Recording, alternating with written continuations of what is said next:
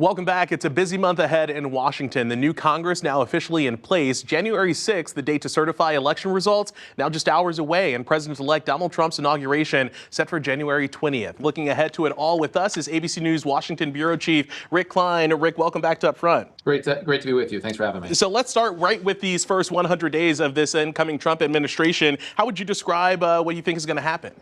I think it's going to be frenetic. It's going to be unpredictable. We've got very narrow margins in both the House and the Senate. But we also have a president who's taking office having been there and done that before. And I think with a lot more of a clear plan of what he can do, at least on the executive level. And I'd imagine there's going to be a flurry of executive orders early on, some big legislative pushes around the border, maybe around spending as well. And it's going to be quite a hot pace. A lot of people close to Trump have said that he is aware and they are aware of the ticking clock of what it means to be a lame duck. And they want to take advantage of this moment that they feel like they have. Confirmation hearings will get underway pretty soon. Senator Baldwin just told us that she's pretty confident in voting for Sean Duffy to confirm him as Transportation Secretary. But some of Trump's other nominees, she's a little iffy on. How big of a spectacle do you think that these confirmation hearings for some of these positions are going to be?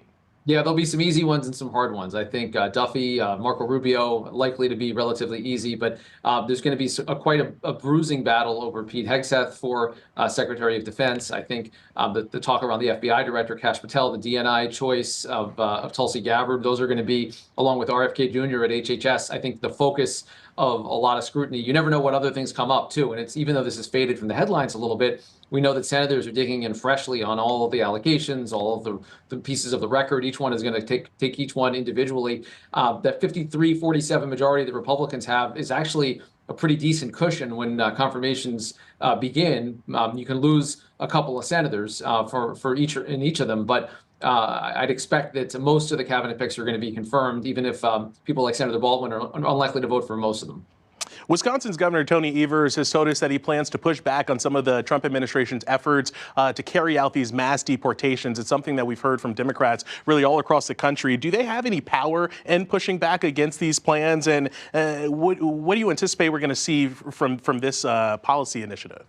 Well, they'll have power in terms of bringing cases to court. Anything that involves something going on inside a jurisdiction could potentially be a court battle. There's also power in cooperation or the lack thereof. There's a bunch of jurisdictions, particularly in redder places in the country, that are vowing to provide all the resources that President Trump and his team want to support deportations or any other anti-immigration moves. There's other places, including Wisconsin, that are going to be a lot more difficult to manage in that regard. So I think there's going to be a pretty major split.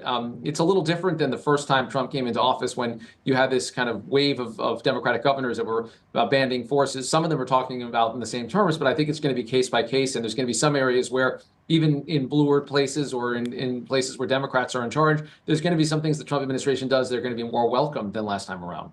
A lot to look ahead to as 2025 gets underway. Rick Klein, ABC News Washington Bureau Chief, always great to have you. Thank you. Thanks so much. Up next, remembering Jimmy Carter in Wisconsin.